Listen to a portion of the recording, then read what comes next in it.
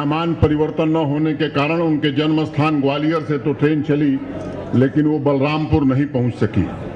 अभी आपके सांसद जी ने बताया कि जिस धन की आवश्यकता थी वो धन रेल मंत्रालय ने दिया और सामान परिवर्तन का कार्य वो पूरा हो गया। तो अब पिछले साल जो काम श्रद्धेय अटल बिहारी वाजपेयी जी के जन्मदिन पर रेल मंत्रालय ने शुरू किया, मैं मानता हूं कि आज वो पूरा हुआ है। बलरामपुर से ये गाड़ी ग्वालियर तक अब रोज जाया करेगी और बलरामपुर ग्वालियर जुड़ गया। मित्रों, यहाँ से अब 2 मेल एक्सप्रेस गाड़ियाँ चलेंगी और 4 पैसेंजर गाड़ियाँ, ये आपकी जानकारी में है। बलरामपुर में आने वाले दिनों में लगभग 7 करोड़ रुपए का काम बलरामपुर स्टेशन पर भारतीय रेल के द्वारा यात्री सुविधाओं की दृष्टि से किया जाने वाला है और मैं उम्मीद करता हूं कि शीघ्र आने वाले 5-6 महीने में, क्योंकि श्रद्धेय अटल बिहारी वाजपेयी जी इस क्षेत्र का प्रतिनिधित्व किए हैं, तो मैं समझता हूं कि सुरेश प्रभु जी के लिए या मनोज सिन्हा के लिए भी या पूरी सरकार के लिए आवश्यक है कि बलरामपुर स्टेशन देश का एक अच्छा स्टेशन माना जाए। जो भी सुविधाएं बलरामपुर पर उपस्थित कराई जा सकती हैं वो हम लोगों का नैतिक दायित्व है और मैं समझता हूं कि यह निश्चित रूप से हम लोग पूरा करेंगे। मित्रों, भारतीय रेल से अपेक्षा बहुत है लोगों की। लोगों को लगता है कि कुबेर का खजाना है भारतीय रेल के पास और जो कुछ मांगेंगे वो भारतीय रेल देती जाएगी। मैं 2-3 मिनट में केवल भारतीय रेल की तस्वीर आपको बताना चाहता हूं कि आज़ादी के बाद भारतीय रेल का नेटवर्क महज 2.25 गुना बढ़ा है और यात्रियों की संख्या 16 गुना से ज़्यादा बढ़ गई। माल भाड़ा हमारा 8 गुने से ज़्यादा बढ़ गया। तो यातायात और इंफ्रास्ट्रक्चर के बीच जो अंतर है ये इतना बड़ा है कि उसे पूरा करना ये हमारी सरकार की चुनौती है। देश के वर्तमान प्रधानमंत्री आदरणीय नरेंद्र मोदी जी की विशेष रुचि और हमारे रेल मंत्री श्रीमान सुरेश प्रभाकर प्रभु जी के प्रयत्न के कारण आज ये स्थिति बनी है कि भारतीय रेल की जो असली कठिनाई थी, इसमें निवेश कम हो रहा था। पहली बार भारतीय रेल में 1,10,000 करोड़ रुपए निवेश करने का फैसला इस सरकार ने किया है और 5 वर्ष के अंदर 8.5 लाख करोड़ रुपए भारतीय रेल में निवेश किया जाए, इसका फैसला प्रधानमंत्री जी के नेतृत्व में श्रीमान सुरेश प्रभु जी ने किया है। बजट से ये धन का प्रबंध नहीं हो रहा है। अनेक वैकल्पिक उपाय करके रेल मंत्री जी ने संसाधन जुटाए हैं और तब हम कह सकते हैं कि एक रोड मैप भारतीय रेल का हमने इस सरकार ने तैयार किया है कि आपकी अपेक्षाओं के अनुरूप भारतीय रेल का नेटवर्क बने। और उसी अपेक्षा में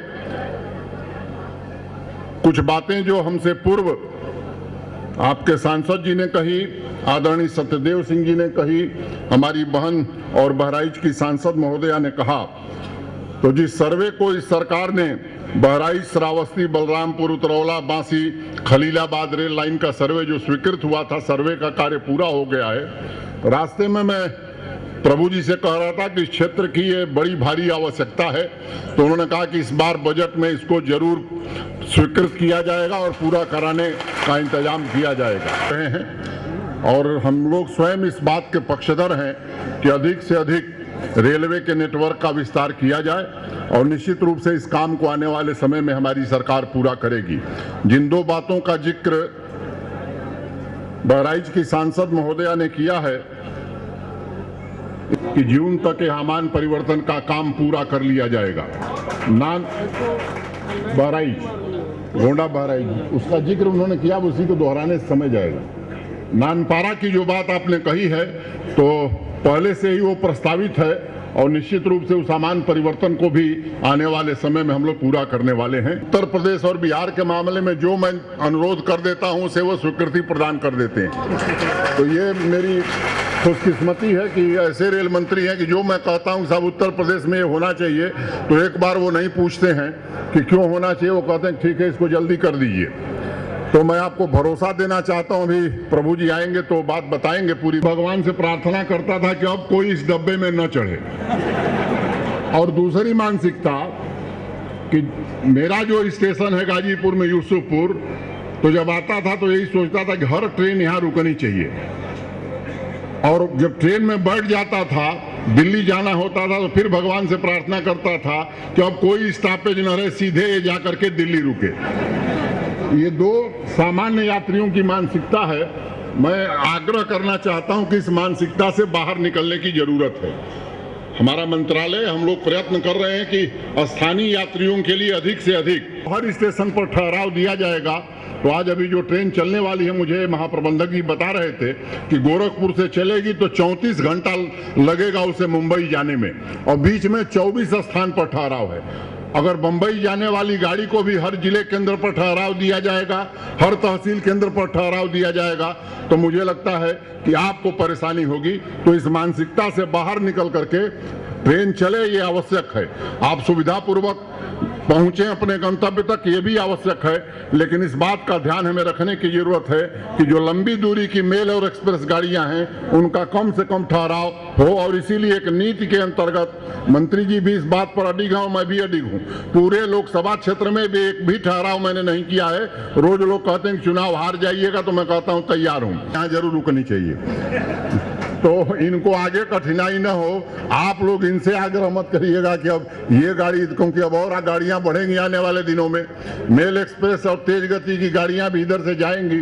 फिर आप रोज दद्दन मिश्रा जी का घर घेरेंगे कि साहब ये फला गाड़ी जा रही है, इसको रोकिए बलरामपुर। तो इसलिए मैंने पहले ही भूमिका बता दी है। शिक्षा मित्रों ने ज्ञापन दिया है हमारे माननीय रेल मंत्री जी को। मुझे लगता है कि आप सब वस्तु स्थिति से अवगत हैं। भारत सरकार के प्रधानमंत्री जी ने वाराणसी की सभा में इस बात पर कहा कि न्यायालय ने उस मामले में एक स्थगन आदेश दिया हुआ है। बावजूद भारत सरकार चिंतित है, हमारी पूरी सहानुभूति है, और प्रधानमंत्री जी स्वयं इसका कोई न कोई हल निकालना चाहते हैं। थोड़ा इंतजार करिए, पूरी सहानुभूति सरकार की आपके साथ है। नौजवानों को रोजगार मिले, इसके पक्षधर हम लोग हैं। ऐसे मिलता था। जब से ये सरकार आई है, अब 4000 करोड़ रुपए से ज्यादा पैसा हर वर्ष हम लोग एनईआर को दे रहे हैं। जो अच्छी किस्म की गाड़ियां थी वो देश के दूसरे हिस्से में ही चला करती थी। अब एलएचबी कोच से लेकर के और जितनी अच्छी गाड़ियां हैं अब एनईआर में भी चलेंगी। इसका इंतजाम श्री सुरेश प्रभु जी ने किया है। तो मैं समझता हूं कि पहले का समय अब समाप्त हो गया है।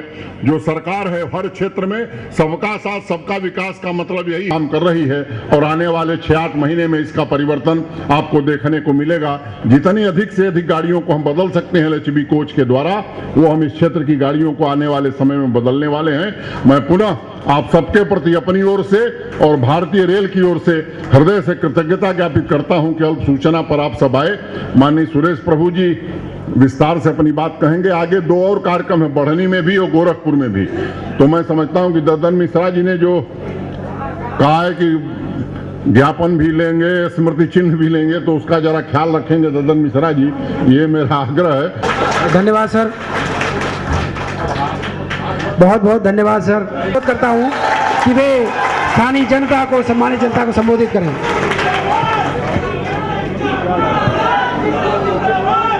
मेरे मित्र तथा रेल राज्य मंत्री मनोज सिन्हा जी, मेरे लोकसभा में साथी मेरे मित्र मिश्रा जी, मेरी छोटी बहन और सांसद सावित्रीबाई फुले जी, यहाँ पर मंच पर विराजमान भारतीय जनता पार्टी के बहुत ही बुजुर्ग और सम्मानीय सभी सदस्यगण, यहाँ पर उपस्थित सभी अलग अलग पब्लिक रिप्रेजेंटेटिव्स, रेल प्रशासन से जुड़े हुए सभी मेरे साथी और यहाँ पर उपस्थित भाई और बहनों, हम लोग यहाँ पर आए हैं एक तो कुछ समय में जो रेलगाड़ी चलेगी उसको हरी झंडी दिखाने के लिए,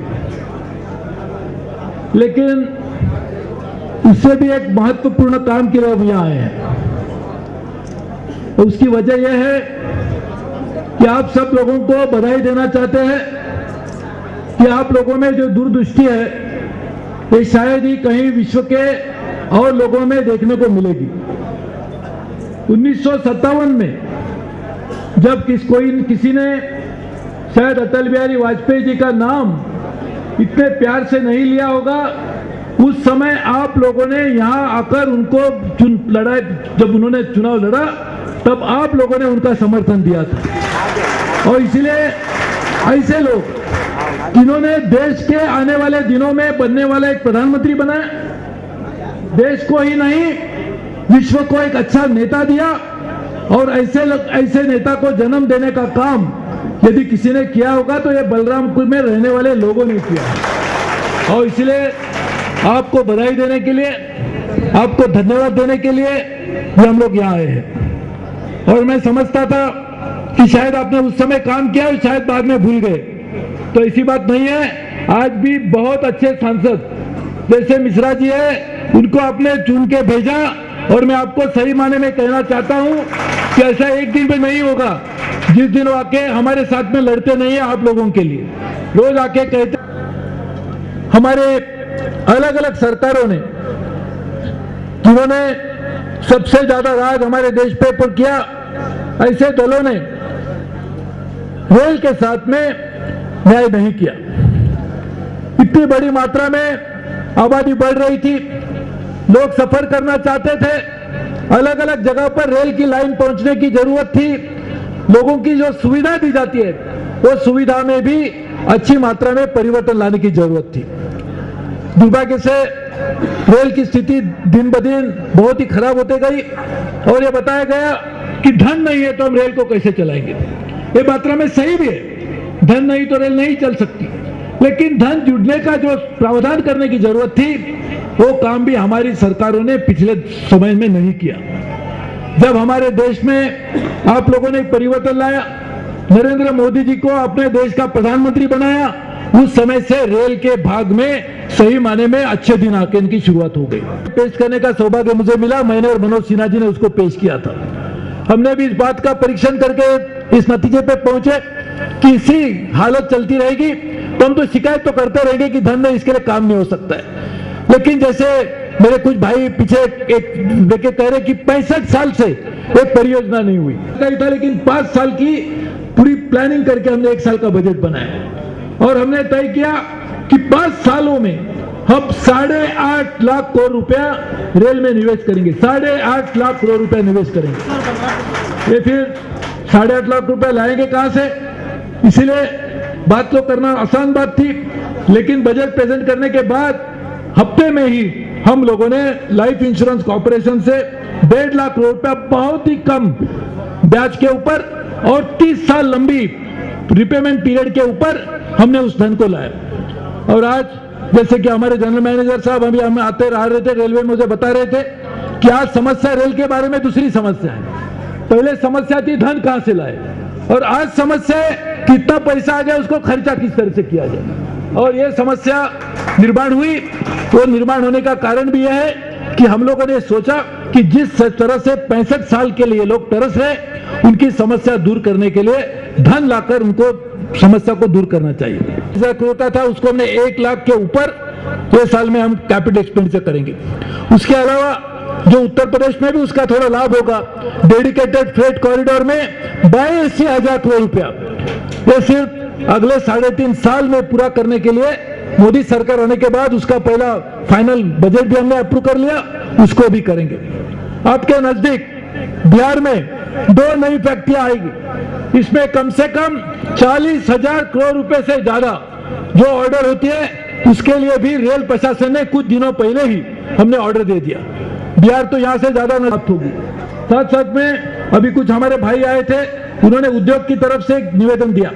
बहुत सारी छोटे छोटे लघु उद्योगों को भी इतनी बड़ी फैक्ट्री आती है तो उनमें लगने का जो काम बनता है वो करने का काम भी यहीं से उसकी शुरुआत होगी, और उत्तर प्रदेश और बिहार को भी उसका बहुत बड़ा लाभ होगा। इस तरह की बहुत सारी योजनाएं जो हमने करने की शुरुआत की है, और मुझे पूरा विश्वास है कि आने वाले 4-5 सालों में जरूर और हम इसको पूरी तरह से पूरा करने की कोशिश करेंगे, ताकि आपको इस बात के लिए झगड़ने की जरूरत नहीं है। आपको एक कहने की जरूरत होगी ये तो काम 65 साल में नहीं हुआ था, वो मोदी जी की सरकार ने 4 साल में किया, आगे आने वाले दिनों में और अच्छा काम करने के लिए हमें ताकत दीजिए। यही करने के लिए आप मुझे शायद या आपको यहाँ आना पड़ेगा। मुझे विश्वास है कि पूरे उत्तर प्रदेश में, बिहार में, ये हमारे 2 ऐसे प्रांत है जहां पर सबसे ज्यादा आबादी है। यहाँ पर दुर्भाग्य से बहुत सारे लोग काम के लिए, रोजगार के लिए दिल्ली जाते हैं, मुंबई जाते हैं, कलकत्ता जाते हैं, अलग अलग जगहों पर जाकर स्थायित होते हैं। लेकिन जब कोई दिवाली आती है, छठ पूजा आती है, तो वापस आना पड़ता है, यातायात करने की जरूरत होती है। ऐसे लोगों को भी अच्छी सेवा मिलनी चाहिए। इसके लिए हमने सभी जगह पर खान पान सेवा, स्वच्छता अभियान, लोगों को अच्छे ज्यादा बर्थ मिले उसके लिए रेल की और सेवा बढ़ाना, जहां पर सब रिजर्वेशन करने के लिए जो दिक्कत आती है उसको दूर करना, ऐसे अलग अलग चीजों के ऊपर हमने काम करने की शुरुआत की है। जो काम 65 साल में नहीं हुआ वो काम 1 साल में करना यदि मुमकिन नहीं होगा, लेकिन उसकी शुरुआत जरूर हो गई है और बहुत बड़ी मात्रा में हमने उसमें सफलता भी पाई है। आगे आने वाले दिनों में और काम करेंगे, आप और ताकत दीजिए ताकि ये सभी समस्या हम दूर कर पाएंगे। हमने अभी आते समय तय किया है कि उत्तर प्रदेश और बिहार ये हमारे लिए बहुत बड़ी प्राथमिकता वाले 2 राज्य है और वहां पर हम ज्यादा से ज्यादा लोगों की समस्या दूर करने की कोशिश इसीलिए करेंगे क्योंकि यही 2 राज्यों में इसके बावजूद कि सबसे ज्यादा लोग रहते हैं, उसके ऊपर सही माने में जो न्याय देने की आवश्यकता थी वो नहीं किया गया, इंसाफ नहीं हुआ। इसके लिए ज्यादा से ज्यादा उन पर जरूरत करने की जरूरत है। बहुत ही जल्द गंगा के ऊपर का ब्रिज बनेगा ताकि नई नई ट्रेन शुरू करने की भी हमें और एक मौका मिलेगा। जो ट्रेन यहाँ से जाती है उसका स्पीड बढ़ाने के लिए भी हमने ट्रैक रिन्यूअल से लेकर बहुत सारी चीजों के ऊपर ध्यान दे रहे। विद्युतीकरण, हम पिछले 10 साल में इतना विद्युतीकरण करेंगे जो 70 साल में नहीं हुआ था। जहां जहां एक लाइन चल रही है वहां दोहरीकरण का काम चल रहा है, यानी सभी चीजों के ऊपर ध्यान देकर रेल को पूरी तरह से साफ सुथरी करने का काम हम करेंगे। और ये सभी करने के समय लोगों की शिकायत आती है कि भ्रष्टाचार नहीं होना चाहिए और ये बिल्कुल वाजिब है, सही बात है। इसके लिए पूरी मात्रा में पारदर्शिता लाने के लिए जो भी टेंडर है उसको ई टेंडरिंग किया जाएगा, जहां पर बुकिंग की समस्या है उसको भी ठीक किया जाएगा। जो इम्तिहान के लिए हमारे यहाँ के नौजवान जाते हैं, परीक्षा में बैठते हैं, उनको भी तकलीफ आती है, इसके लिए ऑनलाइन एग्जामिनेशन भी की जाएगी। यानी सभी चीजों के ऊपर ध्यान देकर पारदर्शिता भी, सिर्फ विकास नहीं तो विकास के साथ पारदर्शिता भी पूरी तरह से रेल में लाने के लिए हमने पूरी कोशिश की शुरुआत की है और मुझे विश्वास है इसमें भी हम कामयाबी हासिल करेंगे क्योंकि आप सबका जो समर्थन है वही हमारी सही माने में ताकत है। आज हम बहुत अच्छी एक सुशासन ट्रेन चलेगी, जैसे मनोज जी ने कहा, मेरे दूसरे हमारे साथियों ने बताया, ये ट्रेन अटल जी के कर्मभूमि और जन्मभूमि को जोड़ेगी। और मैं समझता हूं जन्म देने वाली तो माता होती है, लेकिन जो पालन करती है, बड़ी करती है, तो शायद उसके ऊपर भी प्यार ज्यादा बढ़ जाता है। तो यदि अटल जी की आज तो तबीयत इतनी ठीक नहीं है, लेकिन हम इनको पूछते थे तो जरूर कहते थे कि सबसे ज्यादा मैंने किसके ऊपर प्यार किया होगा, तो शायद वो बलराम के ऊपर भी किया होगा, ऐसा ये जरूर हमें बताते। तो इसलिए मैं समझता हूं कि आज हम यहाँ आए हैं, उन्होंने जो एक आश्वासन उस समय दिया था, उन्होंने कहा था कि मुंबई और दिल्ली को भी बलरामपुर के लोग ट्रेन में बैठकर जा पाएंगे। ये पूरे करने के लिए आप सब लोगों को दोबारा एक भाजपा की सरकार लानी पड़ी, नरेंद्र मोदी को प्रधानमंत्री बनाना पड़ा, मिश्रा जी को सांसद बनाना पड़ा, मनोज सिन्हा जी को राज्य मंत्री बनाना पड़ा, और हमारी ये जो बहन है वो भी छोटी है उम्र में, मेरी छोटी बहन इसीलिए है, लेकिन जोर से लड़ती है यहाँ के लोगों के लिए वो भी।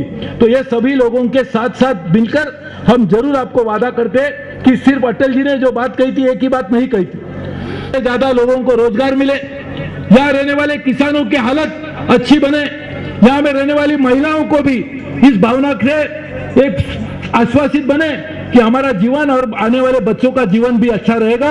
ये सभी चीजों के लिए लाने के लिए अटल जी ने अपना जीवन पूरी तरह से समर्पित किया और वही जानकर उनके नाम से हमने सुशासन एक्सप्रेस नाम दिया था।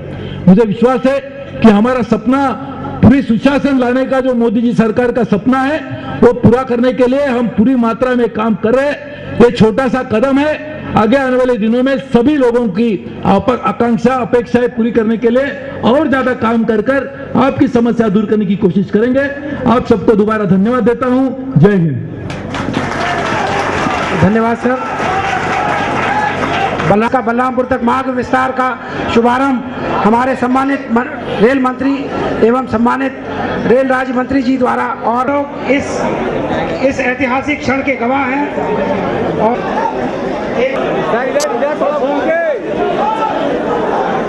थोड़ा साइड से मैं साहब से अनुरोध करता हूँ कि हमारे दोनों माननीय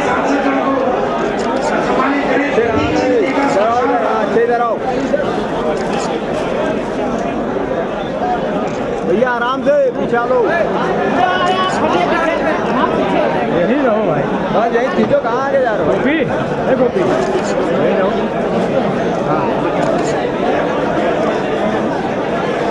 साइड से गाड़ी को आगे बढ़ाया जाएगा। प्लेटफॉर्म से थोड़ा हट जाइए प्लीज। हाँ सर, सामने इधर। माननीय सांसद सुश्री सावित्री बाई फुले जी को भैया भैया भाई साहब, हेलो भाई साहब, अरे संजय